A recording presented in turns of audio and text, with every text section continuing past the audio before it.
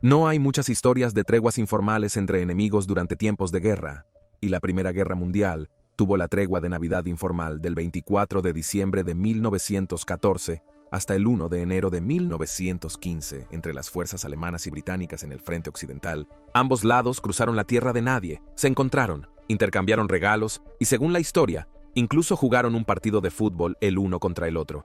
Algunos soldados intercambiaron direcciones para reencontrarse tras la guerra, si sobrevivían. Tal era el sentimiento mutuo de que la guerra era inútil a sus ojos. Sin embargo, las cosas eran bastante diferentes en el frente oriental, que era igual de brutal, y las condiciones aún peores tanto para alemanes como para rusos. Sin embargo, sorprendentemente, durante los meses de invierno de enero a febrero de 1917 ocurrió un evento similar, pero por una razón muy diferente. ¿Qué haría que los soldados alemanes y rusos unieran fuerzas y trabajaran juntos después de un año de lucha brutal? ¿Cómo operan lado a lado como aliados en una lucha mutua por la supervivencia?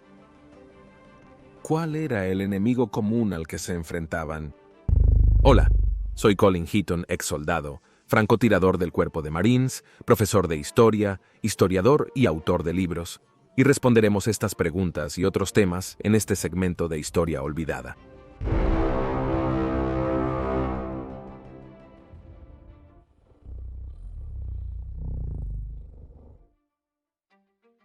Hacia finales de 1916, en el área de República de Lituania y República de Bielorrusia, en el distrito de Kovino-Vilna-Minsk, cerca de la moderna Vilna, República de Lituania, lobos hambrientos habían estado atacando a civiles y varios niños habían sido asesinados. La destrucción del hábitat por la artillería y la disminución de alimento natural, como ciervos y jabalíes, motivaron más a los animales a perder su miedo a las personas.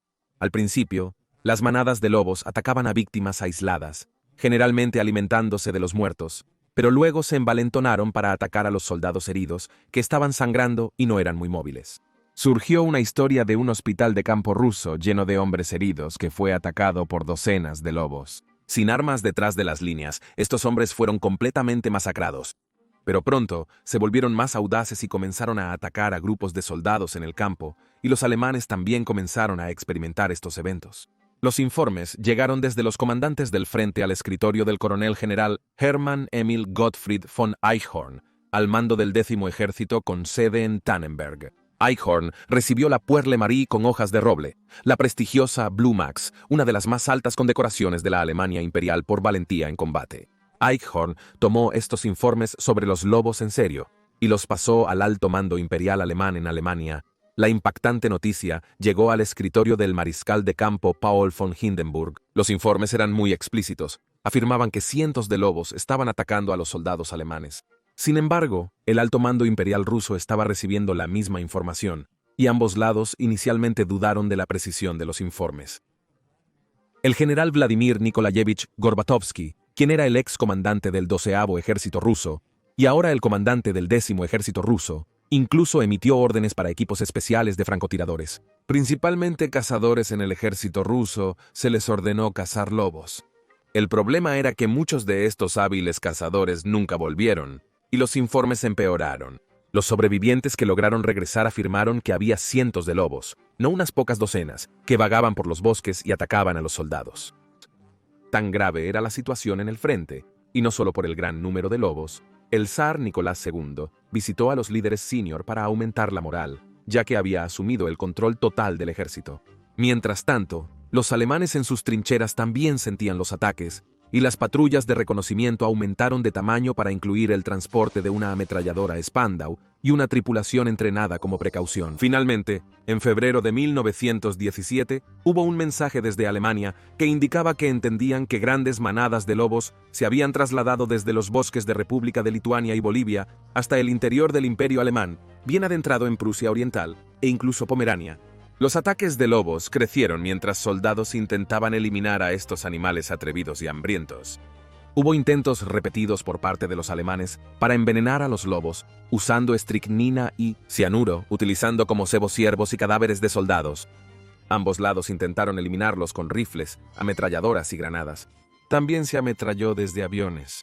La artillería alemana disparó gas cloro al bosque cuando se detectaron los lobos. Ambos lados usaron aviones de reconocimiento para buscar manadas de lobos, a pesar de que las comunicaciones por radio aún no existían. Cuando los pilotos volvían para reportar y marcar en un mapa la ubicación de los lobos para los líderes terrestres, usualmente los lobos ya se habían movido. Los comandantes de tierra en el campo tenían que lidiar con la realidad inmediata, mientras sus respectivos superiores en Alemania y San Petersburgo leían los informes.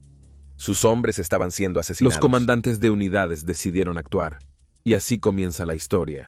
Basándose en la situación actual, los comandantes de los ejércitos alemán y ruso se vieron obligados a permitir que sus comandantes de batallón y compañía individuales usaran su discreción y, cuando anuncien una tregua y luchen juntos contra los lobos. Era un acuerdo entre los francotiradores que, si los rusos y alemanes decidían participar en una caza de lobos colectiva, cesaría todo disparo. En un evento histórico inusual, alemanes y rusos formaron pelotones y compañías para cacerías mutuas. Gracias a los esfuerzos coordinados, los soldados lograron matar a varios cientos de lobos y obligaron al resto a partir. Después de que se resolvió el problema de los depredadores y los lobos ya no representaban una amenaza para las tropas, se reanudó la lucha y todos los pensamientos de cooperación fueron olvidados.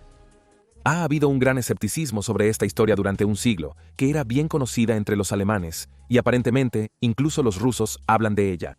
Hans Bauer, veterano de la Primera Guerra Mundial, piloto de reconocimiento del Frente Oriental y as de 9 victorias, declaró, cita, fin de la cita: escuché sobre los lobos. Todos lo hicimos.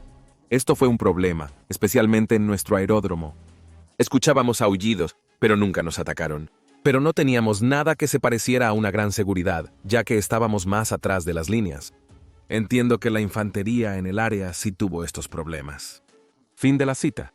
No importa qué pienses de esta historia, considera que se informó, y como mencionó Hans Bauer, al menos los alemanes estaban al tanto del problema. Quizás nunca sepamos cuán profundamente involucradas estaban las dos fuerzas opuestas, aliadas para resolver el problema. Lo que sí sabemos es que a veces la supervivencia mutua depende de la cooperación mutua. Esperamos que disfrutases este segmento de Historia Olvidada. Por favor, haz clic en me gusta y suscríbete gratis. Y por favor, mantente atento y participa e infórmate. Envía tus preguntas, ideas para programas y comentarios. Responderemos lo más pronto posible. Gracias.